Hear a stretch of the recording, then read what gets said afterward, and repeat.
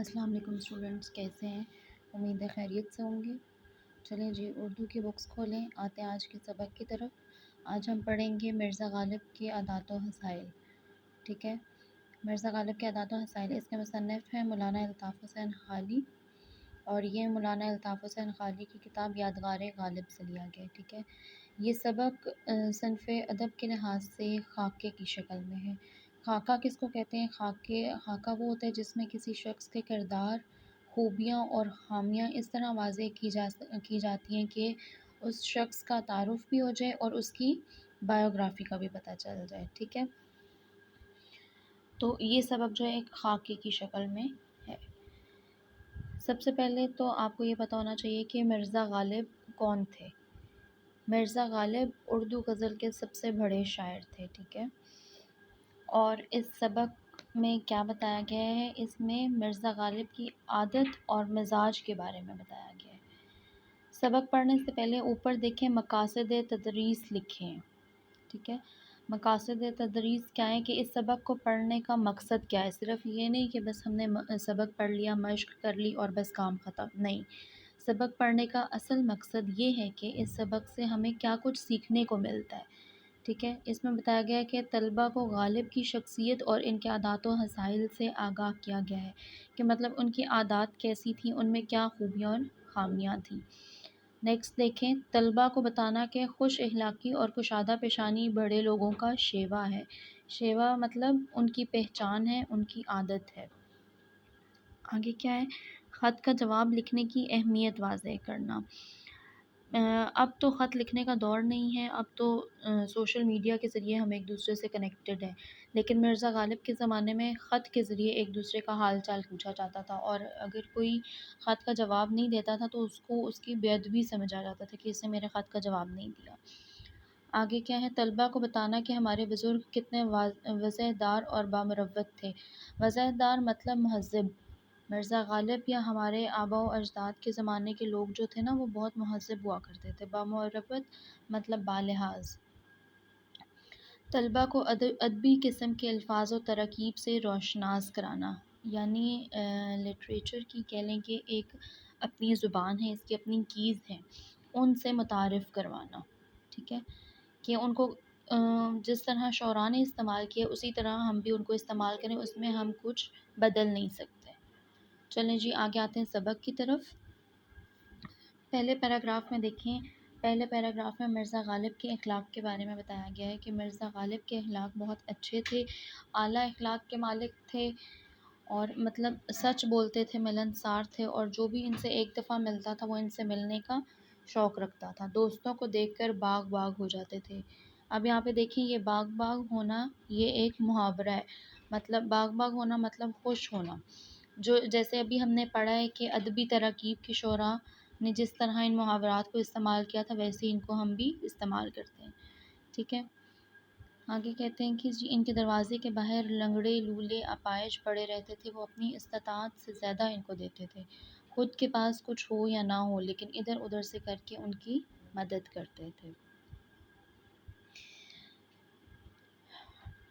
ان کو لوگ بے رنگ خط بہت بھیجتے تھے، اور 1857 کی جنگ آزادی کے بعد ان کی آمدنی 150 روپیہ ہو گئی تھی، مطلب 150 روپیہ ہو گئی تھی، یا شاید اس سے بھی کم تھی، لیکن وہ غریبوں کی مدد حد سے بڑھ کر کرتے تھے، مصیبت زدہ دوستوں کی مدد کرتے تھے۔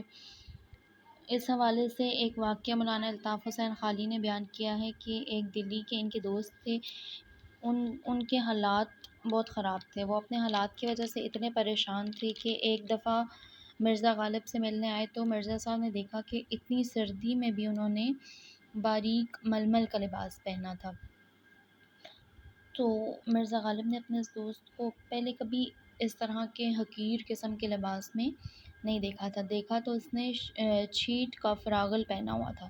چھیٹ کا فراغل مطلب چھیٹ کہتے ہیں ململ کے کپڑے کو، اور فراغل ہوتا ہے جبہ، اس سے سردی نہیں رکتی، اس طرح کا اس نے لباس پہنا ہوا تھا۔ تو وہ لباس دیکھ کے مرزا غالب کو بہت دکھ ہوا، انہوں نے نا بڑے طریقے سے اپنے دوست سے کہا کہ مجھے یہ فراغل بہت اچھا لگ رہا ہے، مجھے بھی یہ چھینٹ کا کپڑا یعنی یہ ململ کا جو کپڑا ہے یہ مجھے منگوا کے دیں۔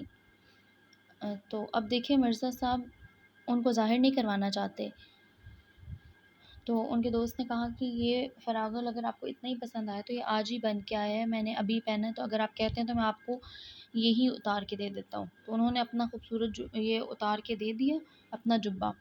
تو مرزا غالب نے اپنا ایک خوبصورت سا جبہ ان کو تحفے کے طور پہ پہنا دیا۔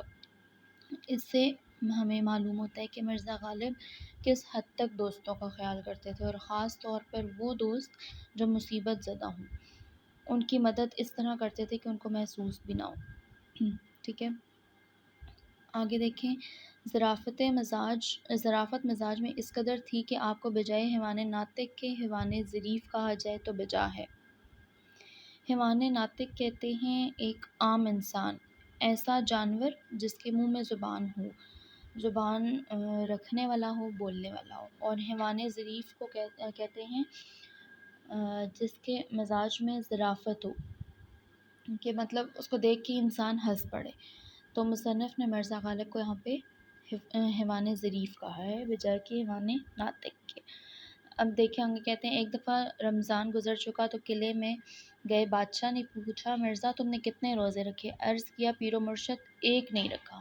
اب یہ ایسے پڑھنے سے ہمیں کیا سمجھ میں آ رہا ہے؟ ایک نہیں رکھا مطلب کہ ایک نہیں رکھا باقی سب رکھے، لیکن ان کے کہنے کا مطلب ہے کہ میں نے ایک بھی روزہ نہیں رکھا۔ ٹھیک ہے، اسی طرح آگے دیکھیں، ایک دن نواب مصطفیٰ خان کے مکان پر ملنے گئے۔ ان کے مکان کے آگے چھتا تاریخ تھا، چھتا مطلب آگے شیڈ تھا۔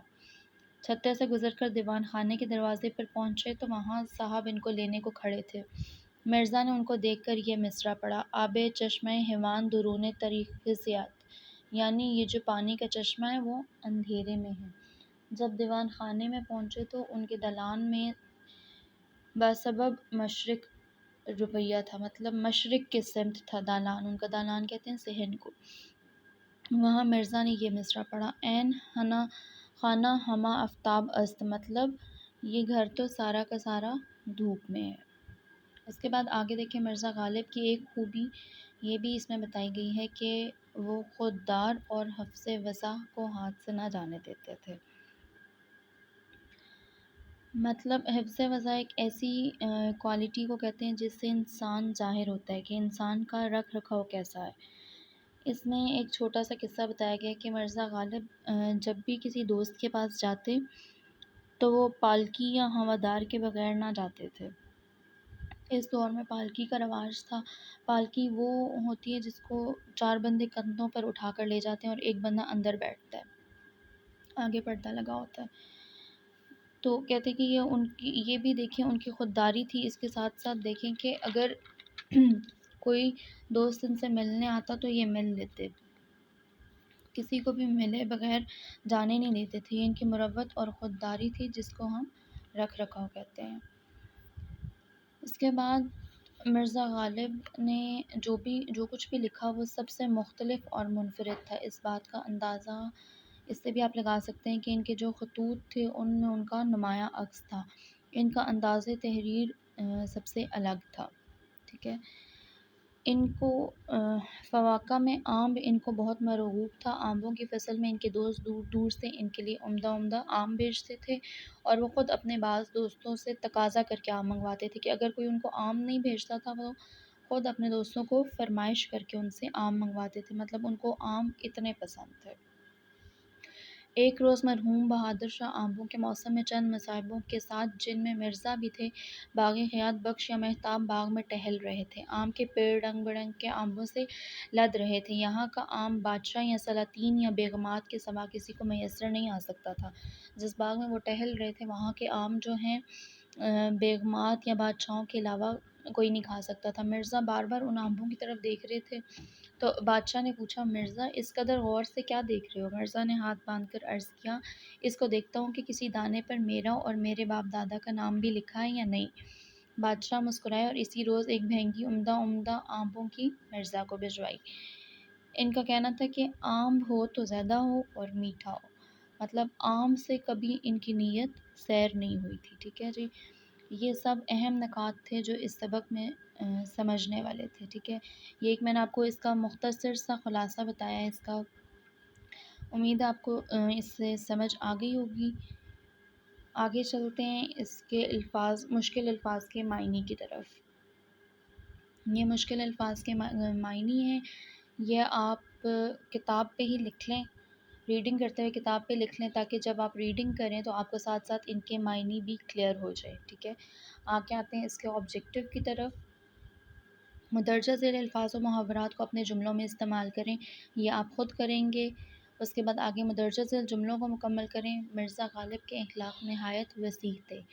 یہ فل ان دی بلینکس میں نے آگے لکھ دی ہیں۔ آگے سبق کے متن کو مد نظر رکھ کے درست جواب کی نشاندہی کریں۔ پھر یہ اعراب لگا کر تلفظ واضح کریں۔ یہ میں نے سائڈ پہ اعراب لگا دیے ہیں الفاظ کے، ان کو آپ دیکھ کے کر لیں۔ اسی طرح سائڈ پہ آپ بھی بک پہ لکھ لیں۔ اس کے بعد کالم میچ کر لیں اور اینڈ پہ دیکھیں مذکر اور مؤنث الفاظ کو الگ الگ کر کے لکھیں۔ اس میں مذکر الفاظ اور مؤنث الفاظ الگ الگ میں آپ کو بتا دیتی ہوں، آپ کاپی پہ لکھ لیں۔ اس میں مذکر الفاظ ہیں غم، خط، مذہب، حرف، لحاظ، ٹکٹ، حوصلہ اور جاڑا۔ یہ سب مذکر الفاظ ہیں، اور مؤنث الفاظ ہیں خوشی، ملت، واضح، غزل اور ظرافت، ٹھیک ہے۔ یہ مؤنث الفاظ ہیں۔ یہ سب آپ جب مشق کریں گے تو اس کے ساتھ ہی یہ مذکر مؤنث بھی کاپی پہ لکھ لیں۔ آگے آتے ہیں مشق کی طرف۔ یہ سب سوال جواب آپ اپنی کاپیوں پہ کر لیں، ٹھیک ہے۔ اللہ آپ کا حامی و ناصر ہو۔ خدا حافظ۔